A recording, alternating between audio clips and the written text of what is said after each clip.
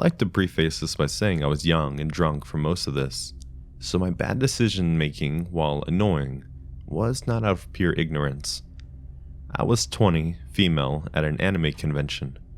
My 21st birthday was coming up a month later, so my roommates decided to let me get shit-faced as long as I stayed in the room or left with someone I trusted.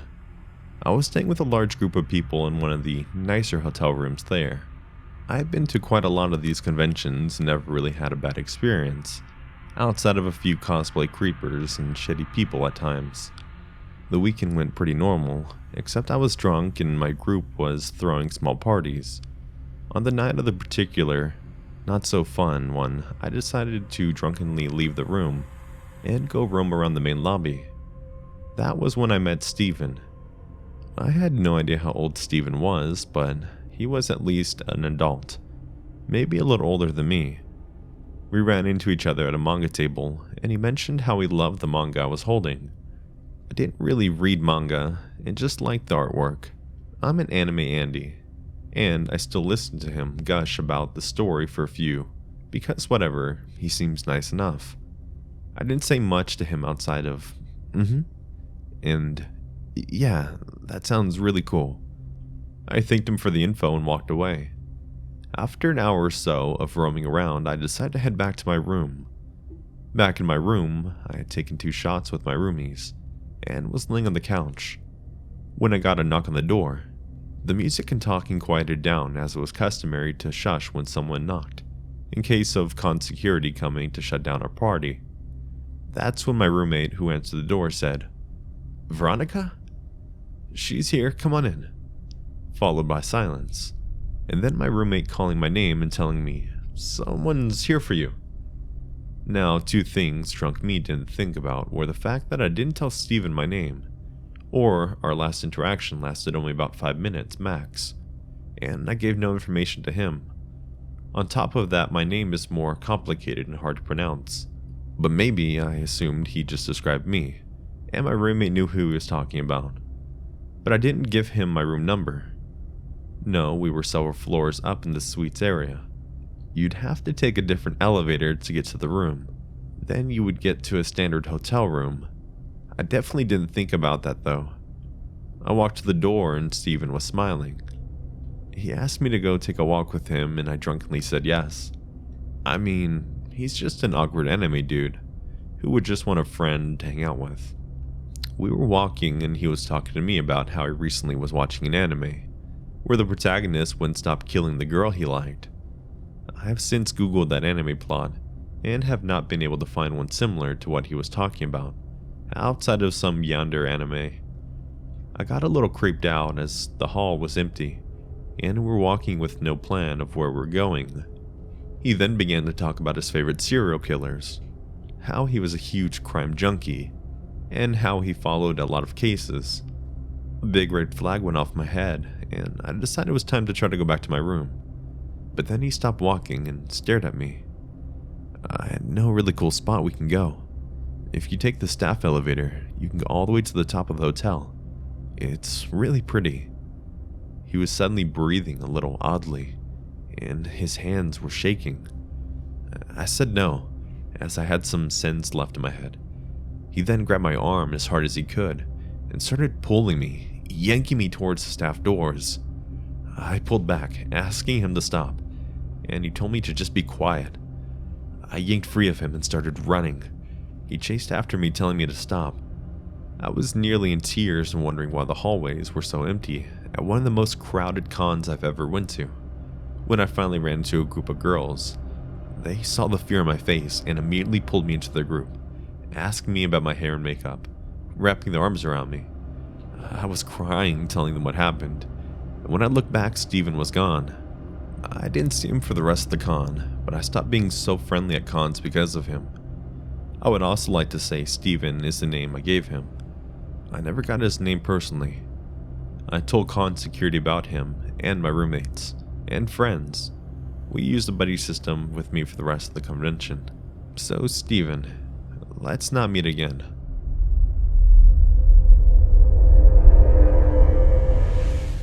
This happened to me 2 weeks ago. I started university in September, and therefore lived in a students-only apartment complex. There are about 4 other apartments in my hallway, and sometimes we just spend time in each other's apartments. I had the absolute chance, that's ironic, to lose my keys the first week of university. It wasn't a big deal, I simply paid for another key. After a week in my apartment, I started to notice that some of the stuff wasn't in the same places I thought I'd put it. It didn't scare me because I know I'm a distracted person. On the day of the incident, I was coming home earlier than usual with another student, Thomas, the boy that lives in the apartment next to mine. We got in, and when I unlocked my door, I saw a woman inside my apartment. Of course it scared me, but as I was about to ask her what the F she was doing here, she told me, "Oh, sorry. I didn't know you'd be home this early. I'm the janitor. I clean rooms weekly." She then smiled at me and went away. I didn't know we had a janitor, but this kind of explained why my stuff was moving. Thomas then noticed that she had left her key on my desk, and said I should give them back to her. When I took a closer look, I just realized that these were my lost keys. The night passed and I decided to talk to the man in charge of the complex about this. I told him about the janitor that had my lost keys, so I didn't really lose them, and I asked for my money back. He just looked at me in a totally incomprehensive way and told me, "But we don't even have a janitor." I just froze. Then who the F went to my apartment for the past few weeks? Why was she there? We didn't call the police because nothing had been stolen, but I still searched for cameras in my apartment. You never know these people, they could be psychopaths. I haven't seen her since that day, and I'm glad to know that she can't enter my complex anymore without the badge on the keys.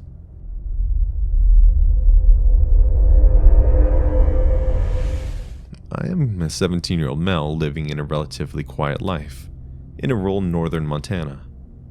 I don't party a lot or do stupid stuff, but I do love driving in the mountains. Little did I know this could have costed me my life. In August of this year, 2020, I was enjoying some free time on my day off of work, and I decided to take a drive to the mountains, north of Kalispell. I drove a red shitbox Nissan Ford Frontier, straight out of the 90s with a super temperamental transmission for context. The drive there was really uneventful. Typical asshole drivers, big diesels, northern highway, dry weariness. It was a foggy, cold, rainy day, so I figured nobody would be in the mountains at this time, and I would be all alone up there. When I pulled off the main road and up the mountains, dirt road, and I just felt normal, like nothing was wrong, other than my damn transmission. I'm driving up the road for about 2 hours until I hit a peak, and I get out to take some pictures, something I usually do for memories, and nothing was really out of the ordinary. It was silent other than the wind whistling through the trees and the rain. I was truly alone, until I got this feeling. You know that feeling you get in your core when someone or something is looking at you? I was just standing there, motionless, listening to any noises that might alert me to someone's presence, but there was absolute stillness. I start slowly walking back to my truck when I hear a loud boom and a sound that you hear in these old Western movies. My fight or flight was instantly in 6th gear, and I sprinted back to my truck. I started up, and by the grace of God or something higher being, I was able to get it into 1st gear, and I quickly sped off. I found a spot big enough to turn the truck around, and I hauled as much ass as this little four-banger could do, down the mountain road and onto the highway. I drove completely flat out down the highway to the nearest gas station where I stopped. I was shitting bricks at this point, because it wasn't hunting season. I didn't see or hear anyone else, and there was no way I could have mistaken it for an animal. I get out to see if the truck was damaged at all, and lo and behold, there was a massive bullet hole. I'm gonna guess 7mm round sized hole in the side of my truck. It went from the rear fender and came out through the tailgate.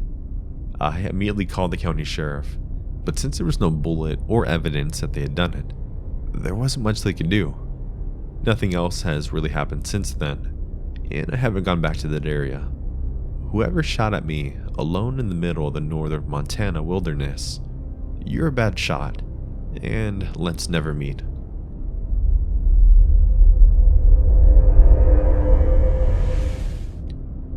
When I was 13 to 14, I was at the mall with my mom and sister, who is 10 years older than me.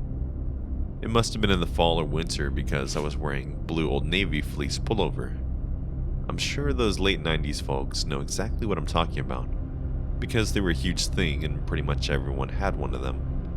This is a small detail that doesn't really mean much, but it's a very vivid thing that I can remember just clearly.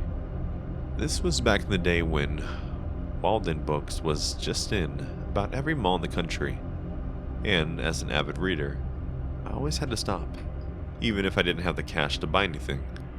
I was just big into browsing, and I wasn't a kid who liked to shop, so my mom would usually indulge me with a stop-in if I didn't complain too much.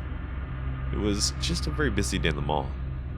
There were quite a few people in the store, which makes me think it was definitely the holiday season, and my mom and sister were off looking at other things.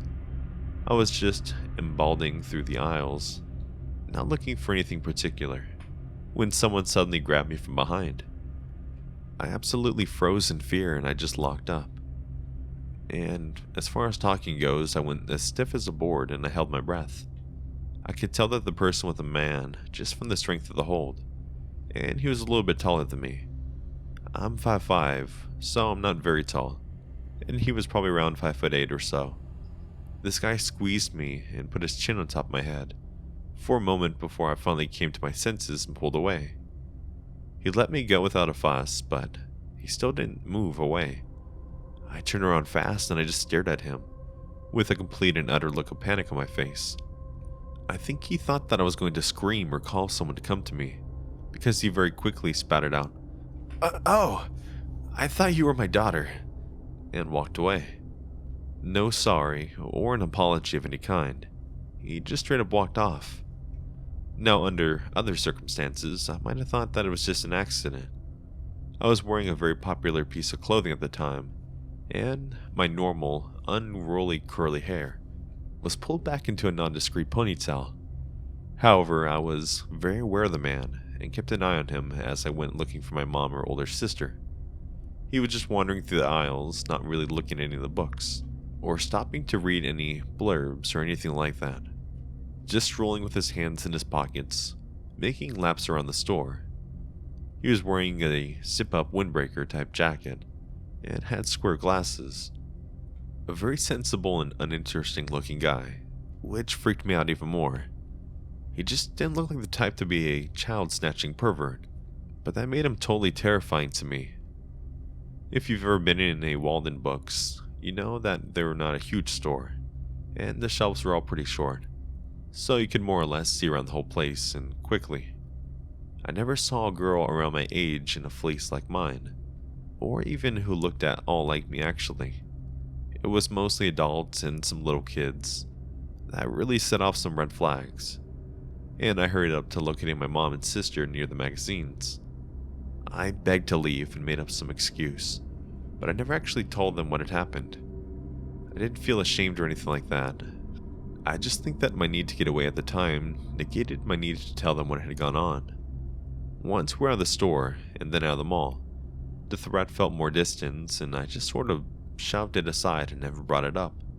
So that's my story about the guy in the mall that might have tried to abduct me or grope me and pretended he mistook me for his daughter.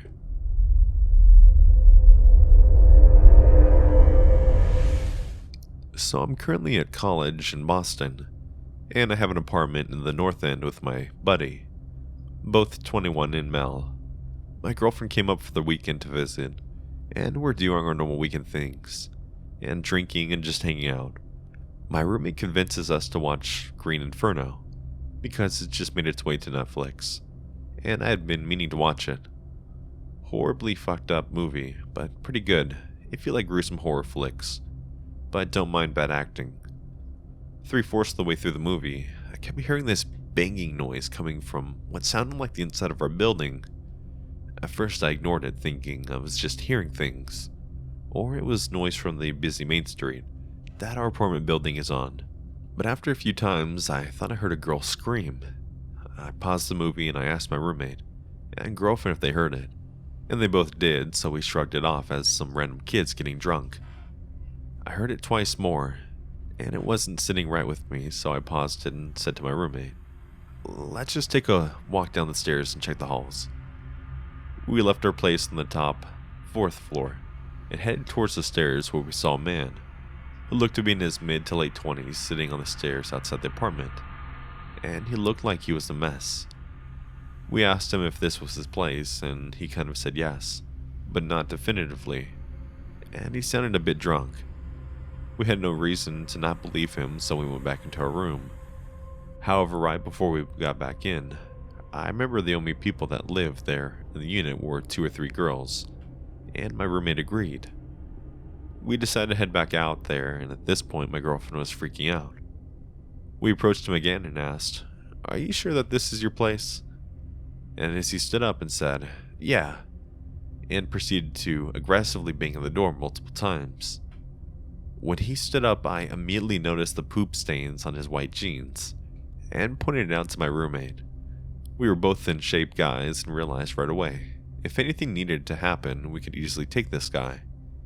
At this point, we both said that we think you should leave to this guy, because clearly this wasn't his place, and he was not at all there. I mean, the dude shit himself. He looked at us and back to the door, and when he tried 5 different keys in the lock, obviously none of them worked again, so we firmly told him to leave the building. The whole time he didn't really argue with us, and never gave us a firm answer furthering providing our point, that he was messed up and didn't belong here. At this point, something must have clicked in his head, so he started heading down the stairs with us, closely in tow, making sure he left, while plugging our noses and gagging on the stench of his poop pants. When we were in the side of the landing, at the base of the stairs, the sight we saw made our stomachs drop. We saw a phone with earbuds on top of the shelf that sits there, a hoodie strewn across the floor with a mask, a few feet away, a satchel-looking bag even further away, and a package that I had seen in the lobby earlier. As soon as I saw this, I thought the absolute worst, as it looked like a struggle had taken place. I merely asked him in an aggressive tone, "What the fuck did you do?" And I could tell he was scared now. He refused to answer me and tried to bang and open the apartment door on the 1st floor, now claiming that this was his place. He then went to collect the things from the floor, and just to be sure, I made him unlock the iPhone in front of us to prove that it was his. It was Touch ID and he opened it. We did not like the way he was acting, so we kept insisting he should leave, and he formed answers back that were barely English. After this, he proceeded to walk towards the back of our building in a rather brisk pace. There is a tighter staircase at the back which leads to all floors, as well as an alley out the back of our building. This is probably the strangest part, as very few people know about this exit to our building, but he headed there with speed and confidence. My roommate followed close behind to make sure he left, and that the back door shut firmly, as once it's shut it cannot be opened from the outside. And I was far back gagging on the stench. The alley behind our building goes behind a restaurant, then connects to a dirt parking lot that is accessible by the main street in the north end that our building faces. After this, we went out the front door together and walked around the back, just to make sure that this man was completely gone. We slipped a note under the door of the girl saying that we saw the man, and that we made him leave, and to come knock or text us if they needed anything, as we wanted to make sure that they were okay. Luckily, this man left without any problem occurring between him and my roommate, and I, as that would definitely have ended in an ugly manner. We knew girls lived there, and this man was giving off terribly creepy and distraught vibes. We aren't oblivious, and knew that there was a strong chance this man had ill intentions with these girls, so we felt the need to do something. So, anyway, creepy man who was terrorizing the girls down the hall, let's not meet ever again. And if we do, it won't end well. Also, you might want to pick up some adult diapers.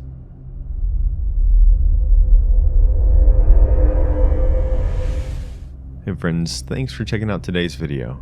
If you haven't yet, please consider subscribing to the channel, and then clicking the little bell icon and hitting all so you can get notified of all my videos whenever I stream. As well as looking at my description, as I put some links to some pretty fun things, such as my Discord server and my Snapchat, where you can see me doing random stuff throughout the day. Anyways, thanks again, and keep it spooky.